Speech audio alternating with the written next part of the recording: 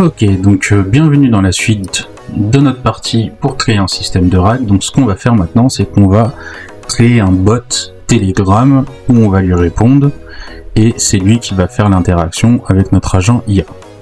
Donc tout simplement, il faudra aller sur Telegram et rajouter le bot Phaser et une fois que vous êtes là-dessus, vous allez lui écrire un /newsbot. Et là, il va dire OK, choisissez le nom de votre bot. Donc moi, je vais choisir Leaf My Work.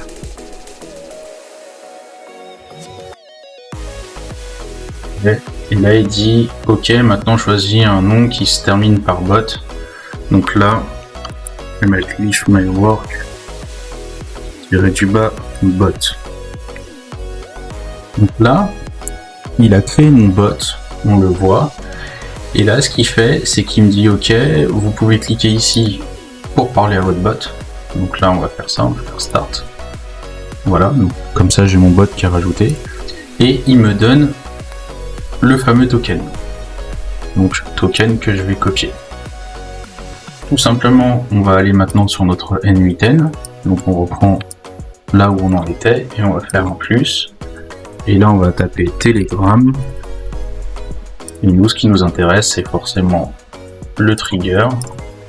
Et on va dire on message. Donc, quand il y a un message, tu te déclenches. Donc là, select credential, on crée des nouveaux credentials, accès token, vous collez la clé que le bot vous a donnée, vous faites save. Rien de plus simple. Et là, vous avez votre connexion. Là, notre Telegram trigger, il attend notre message. Donc, vous voyez, c'est super simple. Ok, donc une fois qu'on a fait notre Telegram trigger, là il y a deux écoles. C'est soit vous allez rendre accessible à tout le monde votre bot Telegram, donc dans ce cas-là, vous pouvez passer à l'étape suivante. Soit vous voulez le réserver pour votre équipe, par exemple si c'est pour de la gestion de mail et tout ça, donc on va rajouter une sécurité. C'est très simple, pour ça il suffit de cliquer sur le plus. Là on va mettre un if. En gros le if il dit quoi? Il va dire que si telle valeur est égale à ça, alors je continue, autrement je continue pas. Donc on va refaire un test workflow. Là il est en train d'attendre, je vais lui mettre coucou. J'ai mon coucou qui est passé. Et là, on va récupérer les informations qui m'intéressent. Donc si mon ID, donc là mon ID, on voit bien que c'est celui-là, il est unique, c'est mon ID Telegram. Donc si l'ID est égal à ça, alors tu vas dans le true. Si c'est pas le cas, tu vas dans le false. Donc ça veut dire que là, on voit bien, là il est passé sur le true. Dans ce cas-là, il va pouvoir aller sur cette branche-là. Par contre, si l'ID ne matche pas, on va aller dans le false. Alors là, on va volontairement changer l'ID pour passer dans la branche false, pour pouvoir la configurer. Donc si je fais ça, on est d'accord. Qu'est-ce que j'ai fait?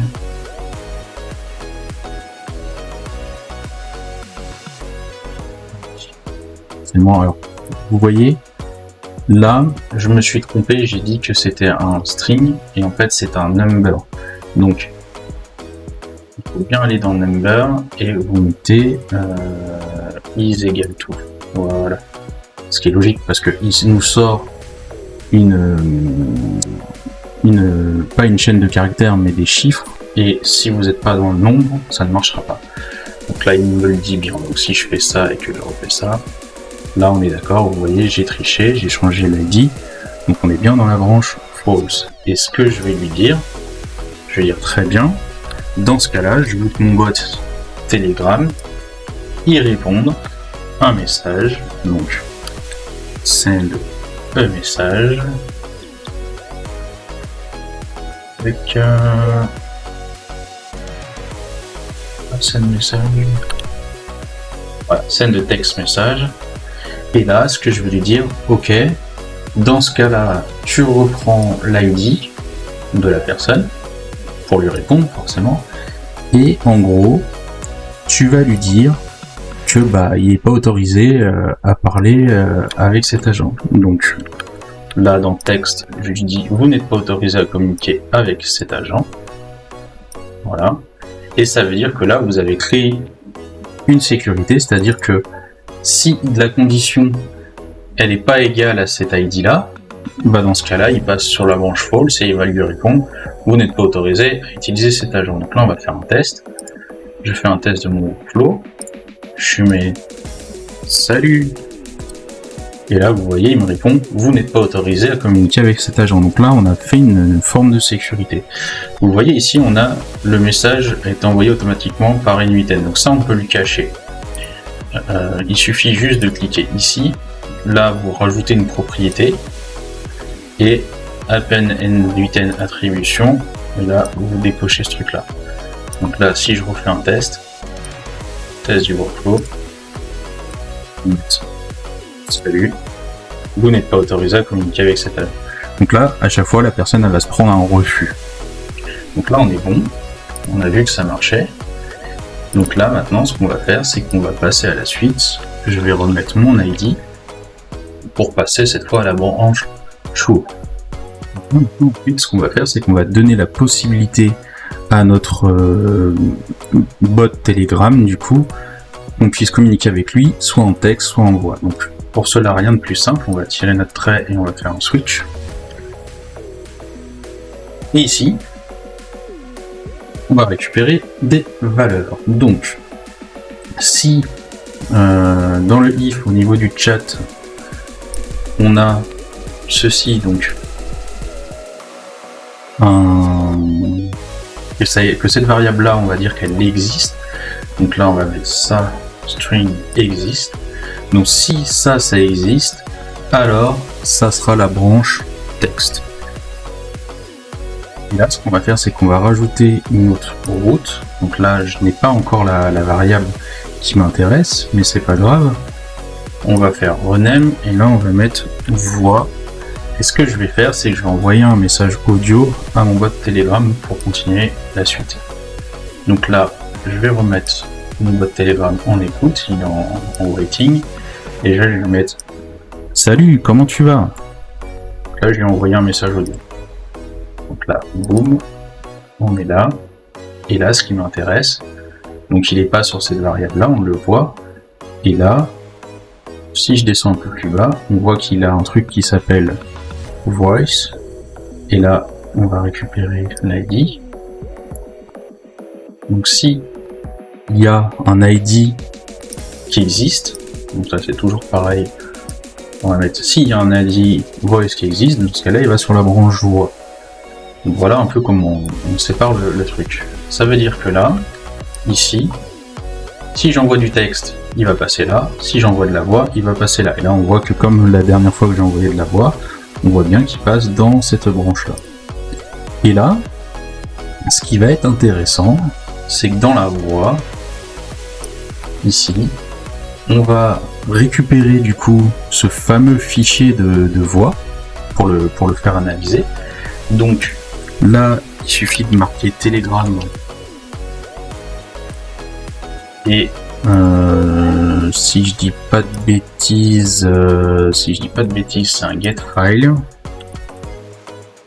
Ah, donc je récupère le fameux fichier de mon Telegram. Donc là, je lui dis fill get, fill ID. Donc là, il me demande l'ID. Donc l'ID, on va le récupérer. C'est celui-là.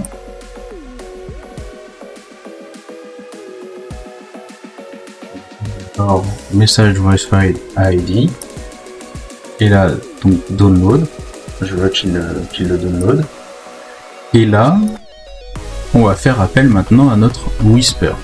Donc, Whisper, c'est un logiciel qu'on a installé qui permet de transformer la voix à l'écrit, ce qui nous évite d'utiliser le transcribe de OpenAI. Donc, encore une fois, on est vraiment en full local sur ce TP-là. Donc, on continue. Là, rappelez-vous qu'il n'y a pas de module Whisper qui existe, donc qu'est-ce qu'on fait? On crée un HTTP request. Une requête HTTP, et là accrochez-vous parce qu'il y a pas mal pas mal de petits trucs à faire.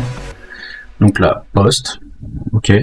Là, on va faire appel à notre Whisper, donc l'adresse URL, c'est ça, c'est http://whisper sur le port 9000 ASR. Il n'y a pas besoin d'authentification, parce qu'on est en full local. Là, par contre, send body, ça va être intéressant. Et là, ce que je vais lui dire, c'est que tu vas chercher de la data, et dans les body paramètres, je veux que ça soit le fichier n8n binary file. Et là, en gros, dans name, on va l'appeler audio file, et input, on va aller chercher ça dans data. Parce que c'est le fichier que n8n nous donne, il s'appelle data de base. Donc une fois qu'on a fait ça, c'est génial, on a la transcription qui est censée me retourner en output notre fameux texte en fait. Donc on va tester ça tout de suite.